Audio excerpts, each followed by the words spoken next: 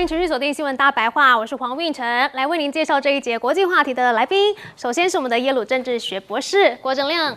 大家平安。国际政治专家赖岳谦，主持人好，观众朋友大家好。还有我们的时事评论员胡文琪，运晨好，大家好。好，川普的关税政策会被判违法吗？我们来看到啊，川普呢，他的这个旋风持续的影响全球，而关税更是重要。我们来看到白宫官员说了，如果呢最高法院判关税决策不利的话呢，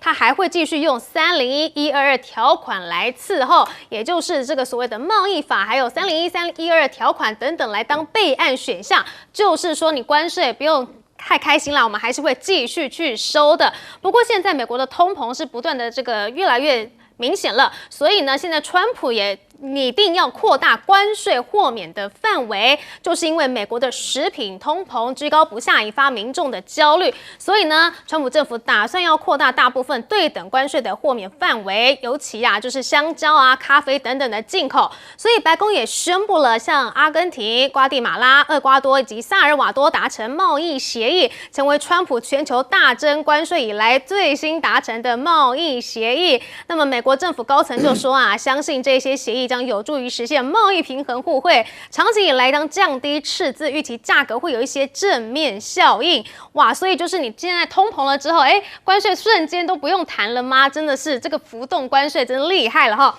好，不过呢，我们来看到《经济学人》是怎么预测的呢？他认为川普这种交易式外交会使全球的秩序更加不稳，而中国呢是反而可以利用这样子的局势所以台湾在美中交易中呢，恐怕会成为一个弱化点，必须要提高警觉啦。好，说到这种交易式外交你中国大陆也是很厉害的我们来看到，尤其在大豆的部分这个美媒指出呢，中国原本答应要去采购美国的大豆，结果现在陷入了一个停滞中国大陆的商务部怎么说呢？他说坚持与伙伴关系。好，他说中国作为全球农产品贸易的重要参与者，将始终坚持开放合作的态度，与各国贸易伙伴深化互利合作，共同维护开放、稳定、可持续的全球贸易体系。不止大豆现在稀土更是重要不过呢，美国批评北京在操控价格，这个是这个美国美中战略竞争特别委员会的说法他说呢，中国是全球多数关键矿产的最大加工国，美国与其盟友几乎无法得知实际价格，中共特别锁定了锂与稀土相关产业，通过操控价格来促进自身经济。而这个中国大陆的说法是，作为负责任的大国大陆既致力于维护国家安全和利益，履行防扩散等国际义务，又致力于维护全球产业链的公定稳定。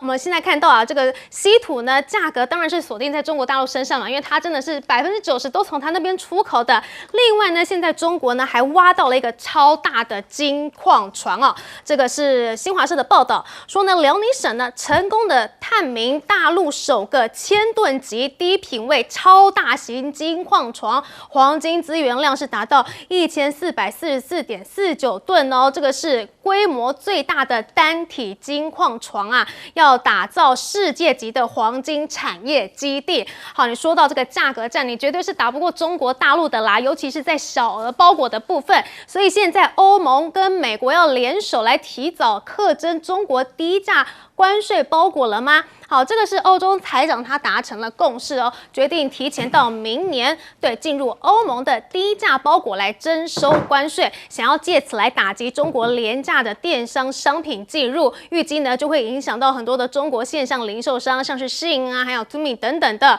不过呢，在这个汽车零组件的部分这个美国的通用汽车也希望能够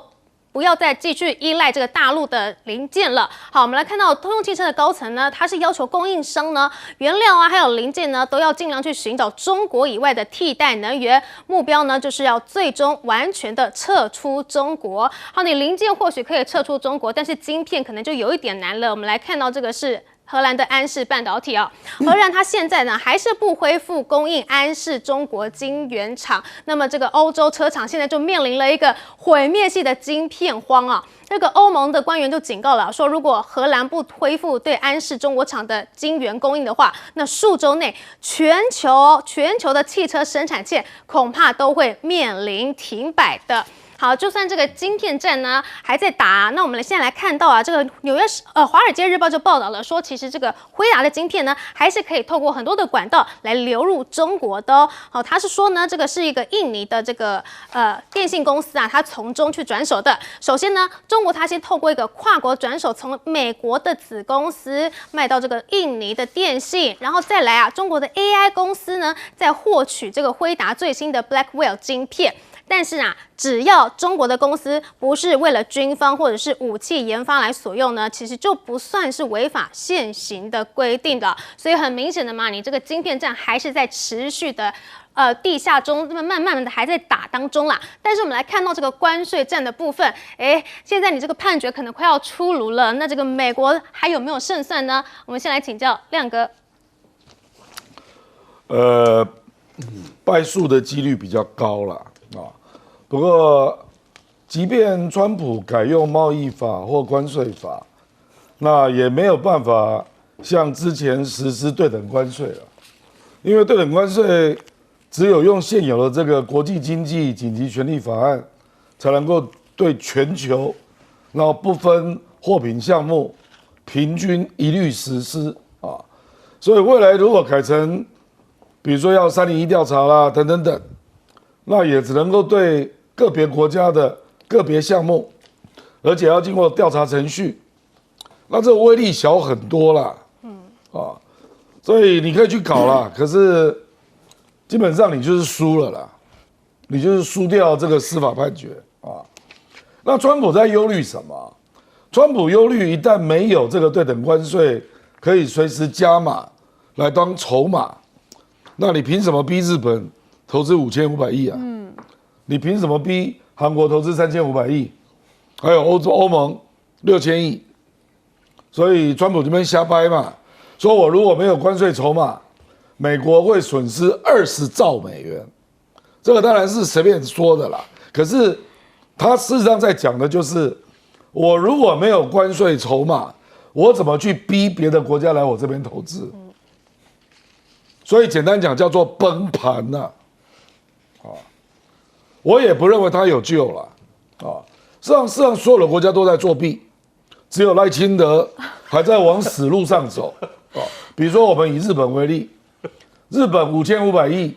到目前只汇了1000亿到美国，只有1000亿，那就是投资电厂嘛，慢慢来。韩国3500亿，大概先拨了1500亿，那因为他要做造船业。坦白讲，这个利益他们都算过的，就只有赖清德在那边发神经了啊！明明川普12月很有可能会败诉，你还在加速谈判呢。我从来没有看过这么蠢的一个政府了啊！像很多国家现在都停了，就看你12月会怎样，再说嘛。反正我跟你讲，即便用301、302。这个跟对等关税是绝对是不一样的，它最多只能够就你的大项来做调查，它不可能对台湾所有的项目都课税，不可能的啊。所以，这个是川普的困境啊。那我也不认为有解了，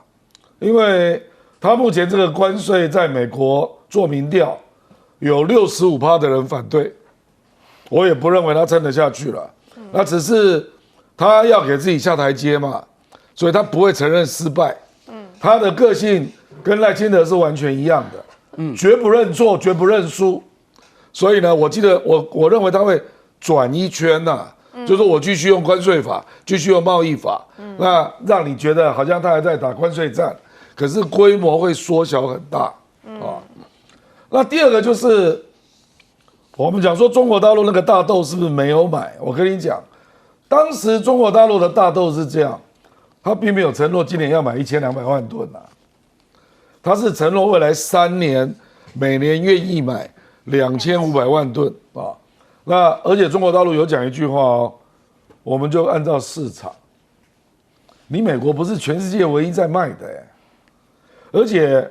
中国大陆对美国的大豆还有税啊，所以你本来就比较贵啊。那为什么会还有税？因为你芬太尼另外那10%还没有取消啊，所以我跟你讲，这个有的吵啦啊。你美国芬太尼为什么20%不一起拿掉？那现在只拿掉一半。所以很不幸啊，中国大陆对美国的大豆还有税啊，所以你会比人家贵啊。那中国大陆那个进口商、在商言商，我为什么要买？所以我跟你讲啊，还有的搞啦。而且今年中国大陆的这个大豆库存好像有4500万吨这么多，其实根本不急着进口吗？我们来请教赖教授。对，您提到了有关于大陆的库存啊，大豆的库存这部分，这个确实经过调查啊，它是目前的存量是17年来最高的啊。那也就是说，以现在来讲是1000多万吨都存在仓库里面，被拿来工业用的啊，也已经有700多万吨都存在那个地方，因为要榨油啊等等的，也就是说它事实上是已经存满了。因为大陆要跟美国打这场战争的时候啊，他知道过去曾经栽在这个大豆的项目上，也就是说，过去中国大陆是大豆的大量的消耗品，而它主要的是跟美国购买。所以当美国不卖的时候，大陆的这些猪它就没得吃，那这个对影响到中国的农业的生产跟养猪户的生产，还有国民对于蛋白质的需要。那因此大陆要打这场战争的时候，他就从别的地方，例如说从巴西、从阿根廷、澳大利亚，甚至俄罗斯等来购买大豆。可是你知道大豆这个东西并不是说你说买就买啊，你必须要是原产地要调查，而且要确定它的产品符合你的规格。它的农药的使用率等等的，它的虫害的这个都要符合你的规格，它那个要调查的，所以它要经过很长的一个时间，它并不是说我今天要买就可以买，你要给产证的，没有产证你还不能出口到我的国家里面来，所以它有它的规则跟一般的商品不太一样，不是像我们买一个衣服看商标它对他来讲，它也有另外一种商标，只是因为它是农作物，它的商标方式不一样。好，那当大陆要打这场战争的时候，他都在做准备了。那当美国启动的时候，他当然知道，他不买就会产生政治效力，也就是说，他一旦不买，美国的红色的农业州他们就出问题了，川普的政权就会有问题。其中如果败选，对川普马上就剖压了，这个就是政治利益，所以他不买。会获得政治利益，但是他买了也获得经济利益，因为他如果向美国下订单，巴西自动就会降价。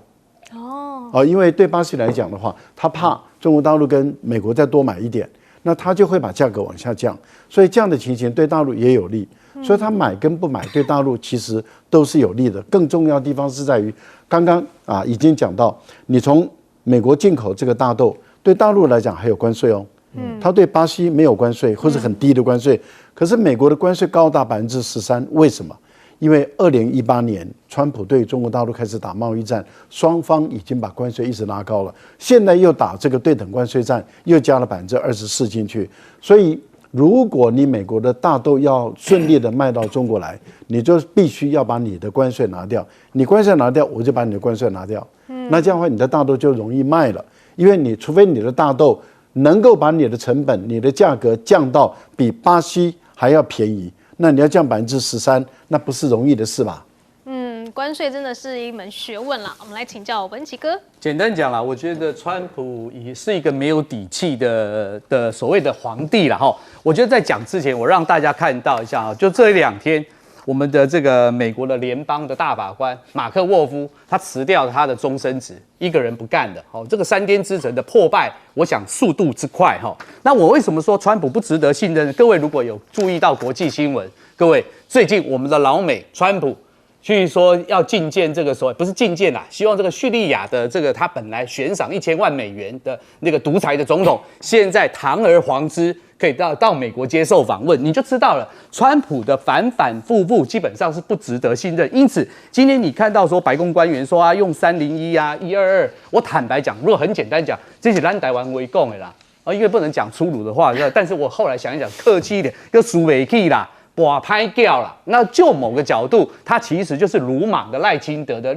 另外一个变形，因为他的底气。各位看到最后这几次，不管是最后的马德里，你很少看到说所谓在 APEC 所谓的川习的会议上面，最后没有发共同的新闻稿也没有所谓的共同的记者会。其实川普只在打短期的胜利，所以我们常常讲哦，中国是在下围棋，然后美国好像是类似在下西洋棋的一个状况下。回过头，我觉得《经济学人》之所以会说继续颠覆全球，我坦白讲，对于中国大陆，这是天载难逢的历史的一个机遇，有一个这样川建国，他何乐而不为？回过头来讲，我觉得如果你看到这些所谓美国官员这种，我觉得自吹自擂、半夜吹口哨的，说让共台湾为一个棒腿安高兴，说啊那个中国大陆怎么搞？你们如果把这2个国家现在的用词遣字对调的话，你把它 mark 像蔡英文之前的那个保密30年，或者是不能够给别人看的 mark 起来的话，你会发现这2个国家对调是完全的不违和。你美国可以长臂管辖，我中国大陆也可以啊，更何况你现在反全球化，就你丢我捡，所以对于中国大陆来讲，它其实就是咱台湾为共讲欠崩单利。回过头，我们来再看另外一个，为什么我说美国没有底气跟大家报告？好，我们看一下，我念一下。目前我们的亚马逊联合包裹服务，包含这些什么星巴克等大企业，已宣布裁减数万名员工。而最近的公布，10月份的美国企业共裁员了15万3000多人，比去年同期增加了175%。而雇主公布的求财计划也降到2011年的最低。我请教大家。数字会说话，只要一公布，谁没有穿裤子，海水一退去，你根本就没有底气。另外，我们再来看一下，为什么我们说中国大陆其实老心仔仔？我跟大家报告一个数字，就最近我们看到所谓的川普啊或大豆啊，这些今年的中国的股市，如果以美元计算的话，我跟大家报告，玉成你知道吗？上涨了所谓的3%，是标准普尔的这个500指数的涨幅的2倍。换言之，如果你真的很客观，不要用意识形态，你看中美2国实际的底气来看的话，包含我们再来念另外一个数字，1年来就是中国大陆对于这个商品的整体的出口增加了8%，对美国的出口却下降了7%。换言之，这一来一往之间，2国的底气我们就知道了啊。至于我们最后看到说啊，这个是不是川普的禁令会不会辉达的禁令是不是有没有办法贯彻实施？我坦白讲。传统我们东方人的智慧，上有政策就下有对策。我绕个圈三角贸易，我随时都可以进来。因此，我说在这一场的美中台，不管大两岸跟小两岸的博弈，我还是要呼应一下我们的赖清德，你真的要赶快醒过来，你不要再自己玩自己了，会把台湾人给玩死掉。好，我们先休息一下，待会回来。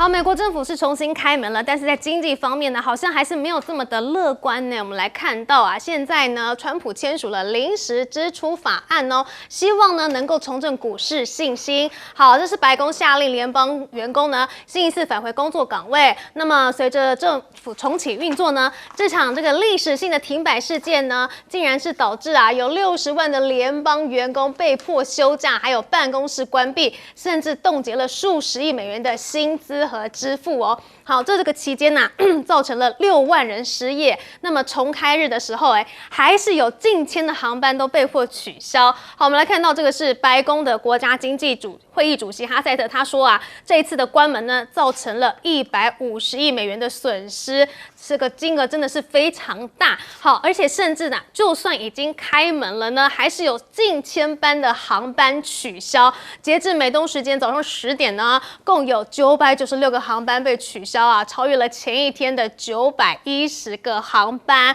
而即便这个美国政府重新开门了，不止航班还没有办法恢复，美股也是重挫了吗？我们来看到是道琼斯重挫了797点，那科技股呢也是跌的，那台积电的 ADR 也是跌了近3%。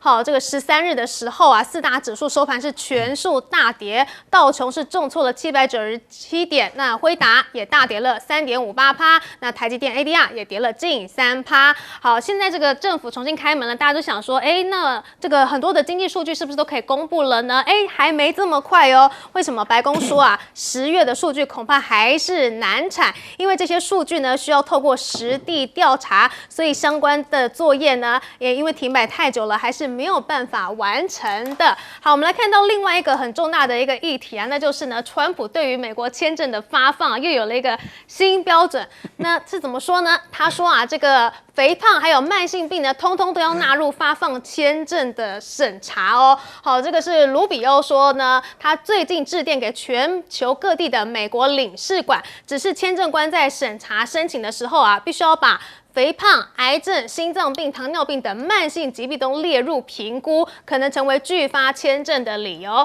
那么新规也要求要考量这个申请人的年龄啊，还有家属抚养的负担等等的条件。好，不愿意具名的国务院高级官员就说了，这一份电报呢是由政治官员起草的，没有征询过职业外交官的意见，也没有经过常规的审核程序。而白宫怎么说呢？白宫说啊，美国100年来的政策皆包含拒绝会造成纳税人负担的申请人。好，川普政府只是在落实把美国人放在首位。好，毕竟呢，如果你在进来美国，然后用太多的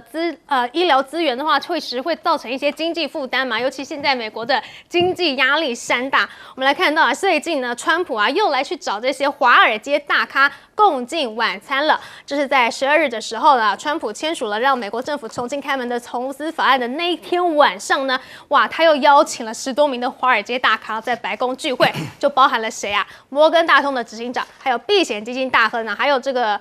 执行长等等的人呢，似乎又要叫大家来赶快来投资美国了。我经济又不好了，你要投资多少？又要再全部点名一次了吗？好，而经济不好的情况下，川普还是在白宫来动工哦。我们来看到啊，继拆除白宫东厢耗资3亿元来新建华丽的宴会厅之后呢，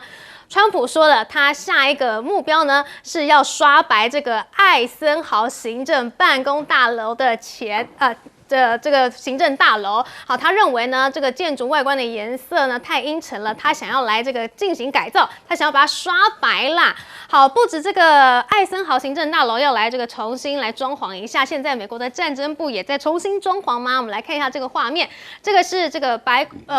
赫格塞斯，也就是所谓的战争部部长啊，他在干嘛呢？哇，他在重新贴牌啊，他贴的是战争部的标示，就是因为川普在9月的时候签署行政命令，把这个国防部改为战争部了，所以现在他也重新贴牌。不过呢，根据这个 NBC 的报道啊，说呢，这个举动可能会让美国政府支出高达20亿美元的代价。哇，只是换一个名字而已，就要付出这么大的代价。好，而你战争部呢，现在在干嘛？哦，现在在打击毒品哦。好，美国的这个战争部部长赫格塞斯啊，他14日在 X 上面表示说呢，川普已经下令要采取行动了，要清除这个所有的毒品行动，要执行南方之矛行动，宣布启动这个行动，那要来联合这个特遣部队和美国南方司令部的领导，就是要对这个委内瑞拉来进行打击啦。好，但是怎么样？司法部发言人也说了，说这个打击行动是一个合法的命令，因此呢，这个军事人员在法律上呢有义务要服从合法命令。但是联合国认为啊，这个迹象显示这些行动都是属于法外处决的。好，你要来攻打这个委内瑞拉，委内瑞拉也不是吃素的哦。现在这个总统啊，还有国防部长也说了，说现在陆军、空军、海军还有后备部队将进行持续至12日的军事演习，将此部署描述为应对美国集结构成的帝国军事主义威胁。好，我们来看到美国的经济现在的情况是不太乐观，结果你就在这个打击对外的行动上面来硬起来吗？我们来请教亮哥。这两个搞不好会有逻辑上的关系哦。就是川普如果诸事不顺，就干脆打一场战争，而且打委内瑞拉争议最小，因为毒枭也是真的，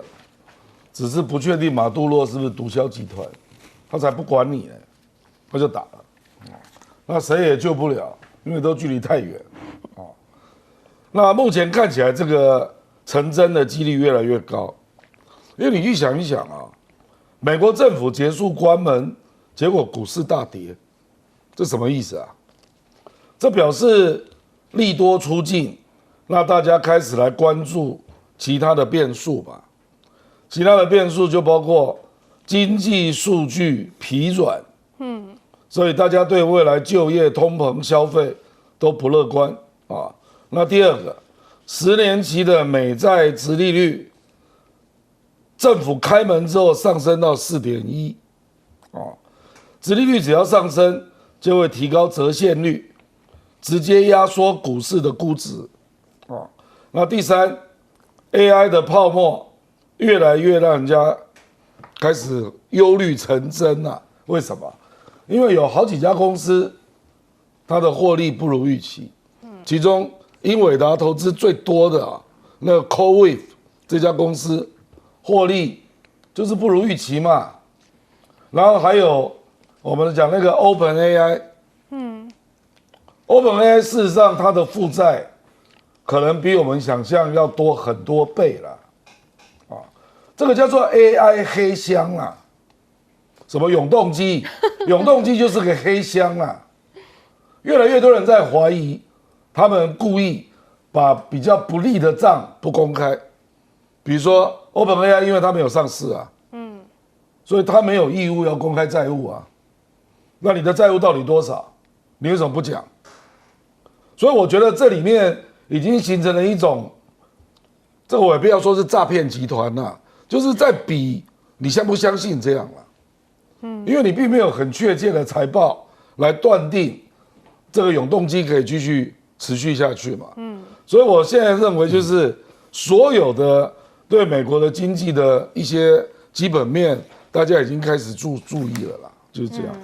好，我们接下来请教赖教授，怎么看美国的经济？美国政府的停摆这40几天，其实影响的层面是越来越浮现了现在的 CPI 到底多少，没有人可以估算出来的。而且呢，美国联邦政府也承认了10月份的数据失真失实了，也就不知道。那目前11月也应该不真实了，因为他能够调查了，只是在礼拜4联邦的官员回来上班之后，然后再启动这一些对于物价的一个侦测。可是你对物价的侦测，你要是40几天之前的物价做基准，还是什么样的政策做基准？所以事实上它已经有一个很大的一个空窗。这个空窗对于，而且这个资料可能永远无法填补上去了。在任何研究或是任何经济学家在研究例如说我们常常在经济里面最常会就是说去年同月份的情况怎么样？我们一般来讲要看一个你的经济成长的发展，你除了看我跟上个月的比，我们也会去比我去年的同样11月是怎么样的一个情况。这样的话，我们才知道说我们的这个企业目前的营业额是大还是小，是成长还是萎缩衰退。那这个对于经营管理者来讲是很重要。好，现在的情况是这段时间的统计资料几乎都全部都没有。官方数据都没了，那他们也无法去重新获得。这个对于美国来说，对研究单位、对预测经济预测单位来说，都不是一件好消息。更何况，休那么久的假，那么再重新回来了以后，有很多人在这一段40几天没有薪水的日子中，他的经济的问题、家庭的问题、债务的问题，他都要去处理。后续都要处理，这个还不知道要消耗多少钱，消耗多少美国人的能量，我觉得这个东西很难去预估。那川普破了记录了，第一任的时候他创造了政府停摆30几天，现在第二任又创造了40几天的停摆。我觉得，而且不要忘了这次的停摆是短暂的因为民主党他们只同意到1月30号。所以1月30号，如果说相关的法案没有妥协的话，那可能又重新启动。所以我个人认为未来还很难说，这个都是不定数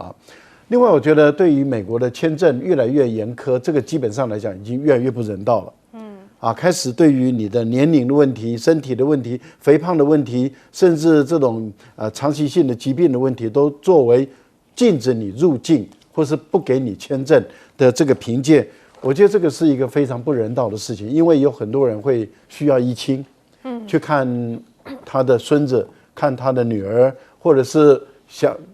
老儿失孤，可能女儿或者儿子想说接过来住一阵子，对，但是这一些都不再可能。我觉得美国的政府把这个人道主义丢掉，把人权丢掉，这是真的不应该的事情。满嘴人权的蔡英文出来讲2句话。好，我们来请教文琦哥。简单的讲哈，我觉得当然啦，这一方面刚才赖老师已经讲到，我们看到美国民主党的这个领袖啦，舒默，后来他们的8个所谓的自己的人叛变，所以今天美国会走向衰败，我觉得也没什么好奇怪。但回过头来讲，你看着他最近虽然已经就是暂时取得了一个所谓的协议，就是说可以重新的开张。可是我讲一句台湾话，黑哥的赫马被弯转啊，所以因为很多的工程人员，为什么我们说我们的核工人员不能够让他离职？因为那个衔接会有一个断层。当然，如果美国继续这样，我也没太大的意见，因为这是自作孽不可活。但回过头来，我觉得要套一句谢长廷合理的怀疑，你知道为什么吗？他说：“现在所有的白宫的数据都没办法产生，因为相关的作业也都在停摆期间，没有办法实地调查，没有调研就没有发言权。可是各位细思极恐一下。”美国的川普，刚刚我念的第一趴的时候，我讲了那么多的数字，都非常的难看，至少前景不佳的状况下，有没有一个可能合理的怀疑，他希望全部都不要公布？记不记得以前郭书瑶那个不让你睡？记不记得那个广告，经典的广告？现在有可能川普是根本就不让你知道，所以干脆都全部都停摆，所有的数字你们都看不到。所以我跟大家报告，一切皇城之内一片祥和，这个有可能啊。所以回过头，我们来看一下美国签证，不管从之前的 H1B 的那个签证开始，各位想想看，我觉得这里面有一个讲得很好，川普是不是真的一个精明的商人？我开始高度的怀疑，因为我高度的怀疑他是一个搞不清楚状况。我记得前阵子台湾在搞年改的时候，后来不是有正反两边在辩论吗？我觉得董宝成我们的院长部长讲得最好。他跟这个反方人讲说：“你有老鬼吧？你老过吗？你想想看哦，如果不管肥胖啊、慢性病啊、心血管的病，我说假设真的很顺利的到美国落地啊，各位他们后续的这种保养啊、保健啊，可能要花非常非常的多的钱。所以今天你看到川普在那里最后的晚餐，基督找那13个人来讲，有用吗？我补最后一个。”所以，当我们看到他在改名战争部，我跟大家讲，如果改名就可以改运的话，那青鸟就改成世界最大只鸟。所以，美国现在搞这个，请参考一下台船、中船之前改名浪费了多少钱，被绑模，绑钉钉，这就是赖政府现在最大的系统性崩坏。好，我们先休息一下，待会回来。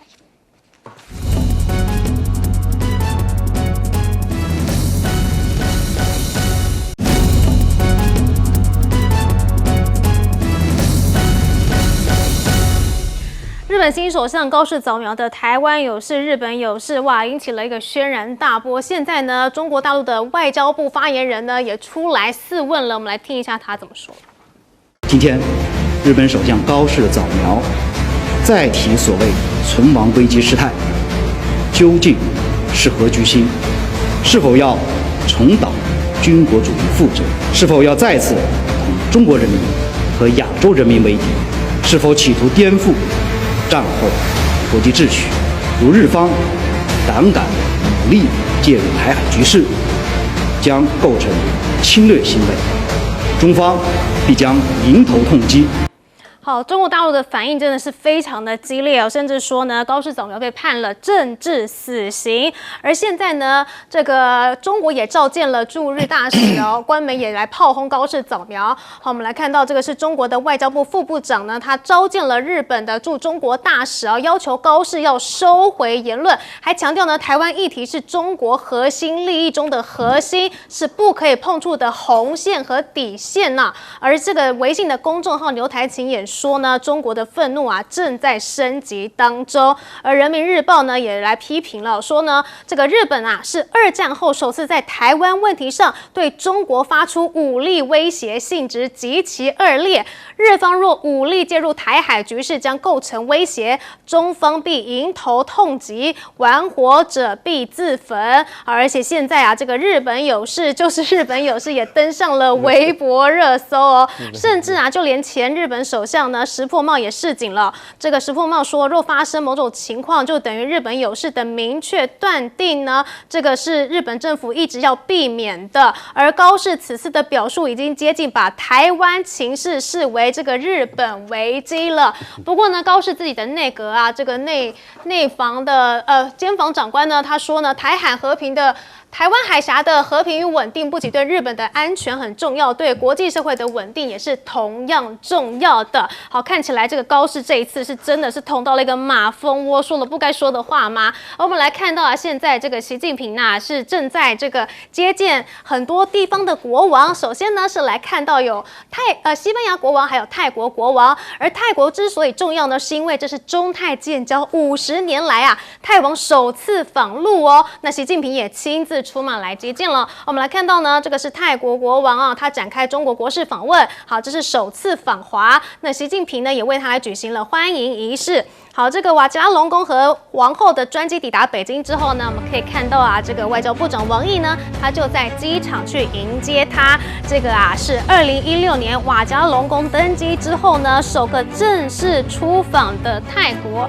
的大国哟。好，这个会见了泰国国王的时候呢，习近平也表示啊，现在是中泰一家亲，将加强双方的合作。好，那么泰国国王呢，也是呢继西班牙国王之后呢，本周第2个访陆的外国国王，具一定的这个外交利益。好，这个瓦吉拉隆功呢和王后访问北京的时候呢，不止和习近平会面嘛，也在北京去参访了故宫啊、灵光寺，甚至人形机器人新创中心、教育部教育技术还有资源发展中心、中国空间技术研究院，还有航天飞行控制中心等地，期盼双方有更多的一个合作。好，那这个中国驻泰国大使呢，他日前也发了一个文章啊，形容泰王这次的访华呢，是中泰关系发展史上又一座重要的里程碑。中方很期待通过这一次的访问来推动中泰命运共同体建设，取得更多的丰硕成果。好，那这个泰国总理府也说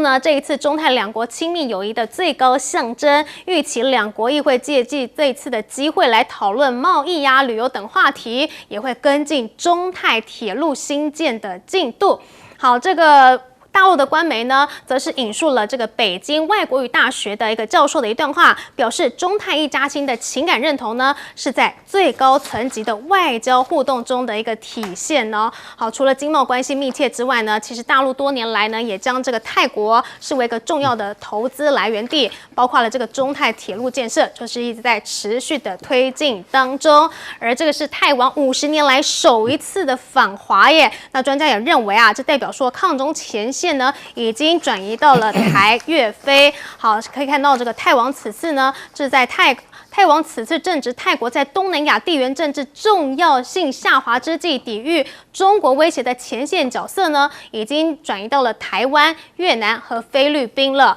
好，在这个中国的这个外交影响力越来越大的一个情况下，怎么会我们的高市早苗竟然是在这个时候说出了不该说的话吗？我们来请教郭正亮哥。我认为他是故意的啦。日本的右翼啊，搞政治都是这样啦。他引起极大争论，让他拒绝撤回那个言论，顶住了，过去了，他就认为他赢了。所以现在讨论这个言论争议已经没有意义了啦。现在是中国大陆要对日本施压到高市早苗撤回言论为止了。那重点是中国大陆要用什么方式施压？问题在这里吧，因为你刚刚看了什么临建外交部的发言啊，或者中国驻日本大使馆或者薛建继续炮轰，那都没有用啊。日本右翼不会吃你这一套啦，他们都是行动派的啦。就是我顶住这一波，1个月后，那这个议题就不见了，我就赢了。他们就是这样想啊。所以今天有传出有3艘军舰，中国的军舰穿过青津海峡啊，那我不知道后续会怎样，是不是那些我听说随行有1艘补给舰啊，那是不是长期滞留啊？就在日本海那边绕来绕去，可是这个有用吗？我怀疑有用，我不认为日本右翼会怕你这个啦。那接下来就是你要玩台湾议题，我就玩琉球议题。那我也可以去讲琉球啊。事实上，中国的联合国副代表已经讲了，孙磊啊，他就直接讲日本对那个琉球的原住民歧视，这个是直接挑战日本哦，因为日本目前的国内法，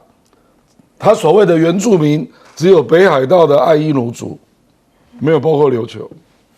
冲绳日本认为没有原住民，都是日本国民。中国大陆为什么要挑这个矛盾？他的意思就是冲绳居民有主权啊，他们有权利决定自己的未来。那这个如果要搞大，这个搞很大，叫做琉球有事，中国有事。那大家都来玩啊。那琉球地位未定啊，目前你只有行政管辖权啊，应该由当年的同盟国4强来决定这个琉球的去处。那中国大陆可以找俄罗斯来帮忙啊，把这个题目丢上来，那看你自民党怎么办？那还有别的招啊？中国大陆可以跟俄罗斯合作，共同开发北方四岛啊。所以我的意思说，你如果没有这种东西啊，我认为没有用啊。那当然也可能还有别的啦，比如说，钓鱼岛海空的巡弋就大量增加，或者是对日本开始进行经贸反制，那我认为讲话没有用啊。这个日本右翼我相当了解了，你们不逼他吞回去，他就认为他赢了啦。好，接下来我们来请教赖教授。高市早苗的这个讲话其实用意很多了哈。那现在的问题就在于，大陆在第一时间就已经开始强烈的反击了啊。强烈的反击，当然我们看到在军事行动上，就是刚刚讲的3艘战舰，其实在第一时间就出航了，然后是先经过大隅海峡，然后再穿过青津海峡，所以它在未来啊，这些军舰可能会不断的绕行，还有穿梭于这个日本的各个群岛之间的关系，然后也会举行实兵实弹的演练。其实有时候实兵实弹的演练其实对日本来讲有威慑力，为什么？因为基本上来讲等于是在练打了。中国大陆对日本可以没有领土的野心，但是大陆可以毁掉日本，这个能力绰绰有余。所以大陆的战略转向可能可以做一些修正这是未来很有可能会做的事。所以从船舰的一个绕行，接着可能就是轰6K 这种战略轰炸机，然后开始对日本的全岛进行这个长期的定期的巡逻。那你也永远无法知道这个轰6K 战略轰炸机它上面装的是常规弹头还是核弹头还是战术核弹头，你永远也不会知道。它可以在那个地方对你长期的绕行。除了这个以外，刚刚有谈到了，在联合国里面也已经开始对于琉球的原住民把这个议题已经挑起来了，而且声援琉球人，这是在第一次在联合国里面人权理事会在人权理事会中声援琉球人，中国是人权理事会的主席所以中国可以，我个人认为可以在上海成立一个琉球论坛那么编资金，也就是说大陆事实上是需要修改它过去的中国人不惹事不怕事的这个战略原则，也就是说中国人现在要把不惹事拿掉，只能够讲不怕事为什么？因为不惹事是防御性的那我觉得大陆现在在战略上要把不惹事从此以后都拿掉了。拿掉的意思也就是说，需要的时候，例如说美国在搞台湾搞台独，大陆这边当然就应该要让夏威夷王国恢复它的国际历史地位。日本人要搞台独，就应该让琉球人恢复他过去的国际历史地位。因为琉球王国原本是一个王国，它是被日本非法的并吞。夏威夷原本也是一个王国，是被美国非法的并吞，这个都是历史事实，也都是国际法上写的明明白白的。美国人清楚，法国人清楚，夏威夷人更清楚。他们知道他们原本有一个女王，有一个王国是被美国人并吞并入他们的第50州。琉球也是如此，琉球也是被日本非法的并吞，所以我觉得这一些当然都是要做文章的了。那也就是说不能够再客气了。所以我觉得不惹事这个部分要在中国的对外的政策、战略政策中要拿掉，也就是要敢于惹事。换言之，也就是说，你惹我，我就一定惹你，这个叫做敢于惹事。所以我觉得中国人必须要把不惹事的这句话彻底的拿掉。哇，所以现在也要搞这个琉球毒，真是夏威夷毒了吗？我们来请教文琦哥。我想中国大陆常常有一句话叫虽远必诛嘛，哈。那你看日本离中国大陆那么近哈，我觉得日本高市早苗，我觉得不管是不是亮哥讲的故意啦、有意无意啊、右派啦，我觉得他们真的想太多了。因为原本在 APEC 的会议，你看到习近平还跟高市早苗建了一个会面，本来中国大陆一直希望你恪守所谓的72年体制，恪守所谓的中日4个文件，就今天你高市早苗搞出了这个，你强烈的为什么林健会说玩火者必自焚？我必须这样讲。如果我们回过去看高市早苗过往的评价啦，我不要说他之前评价蔡英文，我觉得蔡英文会把这个论文30年，他欣赏这样的一个蔡英文，我觉得他脑袋就不好。看一看我们日本国内岸田文雄曾经怎么形容高市早苗，叫做塔利班早苗。各位你们去看塔利班高市。然后我们现在石破茂今天出来讲这些话，他说希望我们的高市早苗不要步入歧路。其实你就发现了日本的这个所谓的传统的政客，或是这些比较稳定派、建制派，对于高市早苗，我觉得是十分的一个忧心。当然，我是希望啦，高市早苗就是迷途知返啦。如果他愿意的话啦，我实在是不希望他变成是英国那个特拉斯最短命的，他也许变得高市早泄，你懂我的意思吗？今天高市早苗做了这些，为什么中国大陆会这么生气？刚刚赖老师也讲，不管是从我们的琉球，或是所谓的这种夏威夷，其实日本确实是站不住脚。如果你可以这样玩我，我当然就这样玩你。回过头来讲，我要跟大家看一下，为什么我说高市早苗会恶向胆边生？最近期的一个网络影片叫《海贼舰队》，各位看一下，里面呢。就把它形容这个所谓的八艘旗舰，里面有几个的字眼，我让大家稍微知道，有所谓的燃烧吧高市舰队，世界的中心，太阳不沉，然后里面还有所谓的大量的使用所谓的舰队啦，舰罗针盘、敌舰雷鸣、出航等等，难怪中国大陆会提醒他，你也不要忘记哦，那个过去那个侵略的，对于不管是东亚人民乃至中国人民的苦难，如果你继续的在玩火的话，基本上当然一定会出事。所以，我们如果诚实的、完整的定义一下高市早苗，他是典型的，他是一个非忏悔的一个立场，也就是说，他希望能够摆脱过往战败国的那种约束。所以我们为什么说他是走在钢索上面？基本上他一直是内心有一个就是所谓的理想的民族主义，跟他所谓的现实的治理的技术，也就是说，或许就只有这8个人。所以我觉得啦，今天中国大陆的所有的行动，就是要告诉高市早苗，如果你再往前进一步，我认为是绝对不会善罢甘休。更何况，如果这一次你真的不小心玩火成真的话，对不起，过往我们中国人民，我们蒋中正前总统说，以德报怨，没要你日本赔偿哦，最后是没有赔偿。